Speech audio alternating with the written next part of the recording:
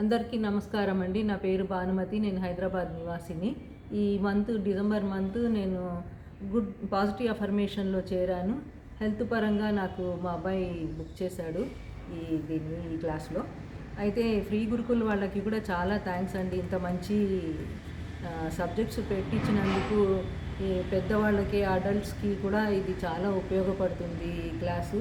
Health పరంగా అందరికీ పెద్దయినా, చిన్నయినా కూడా ఈ మధ్యన అందరికీ కూడా ఏదో ఒకటి హెల్త్ బాగలేకుండా బాధలు పడేదానికంటే కూడా మనం ఇవన్నీ చేసుకుంటూ ఉంటే బాగుంటుంది. కాస్తో కూస్తో మనం సెల్ఫ్ హీలింగ్‌లో ఉంటుంది.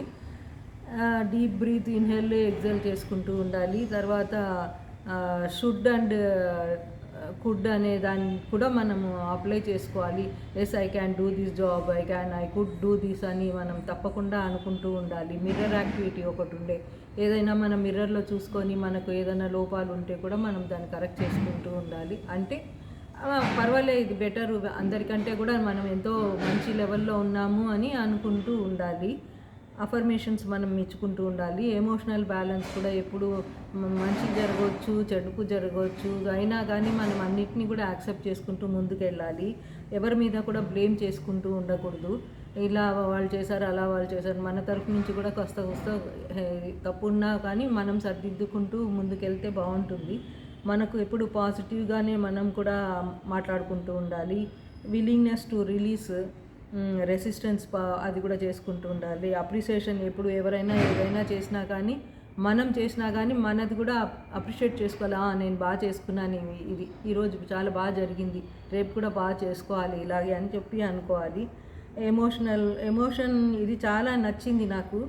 ఫిజికల్ ఎమోషన్స్ని రిలీజ్ చేసుకోవడానికి మనకు ఎవరైనా పగవాళ్ళు ఉన్నా, ఏదైనా వాళ్ళ మీద కోపం ఉన్నా, మనము ఎప్పుడు కూడా దాన్ని పక్కన పెట్టకుండా కొంచెం అప్పటికప్పుడు మనము రిలీజ్ చేసుకుంటూ ఉండాలి. వీక్లీ వన్స్ ఒకసారి ఇలా చేసుకొని, ఒక దిండు తీసుకొని దాని మీద బాగా గుద్ది మనకి ఏంటో వాళ్ళ కోపం ఇదంతా పోయే మాదిరిగా వాళ్ళని కొట్టినట్టుగా మనం మన బుర్రలో ఆలోచించుకొని అలా రిలీజ్ చేసుకుంటే కోపం కూడా వాళ్ళ మీద తొందరగా వెళ్ళిపోతుంది, తక్కువ పడుతూ ఉంటుంది. ఒక్కొక్క వీక్ ఒక్కొక్క డిప్రిషియేషన్ అయిపోతూ ఉంటుంది. సో కోపం మోరల్లెస్ వెళ్ళిపోతూ ఉంటుంది.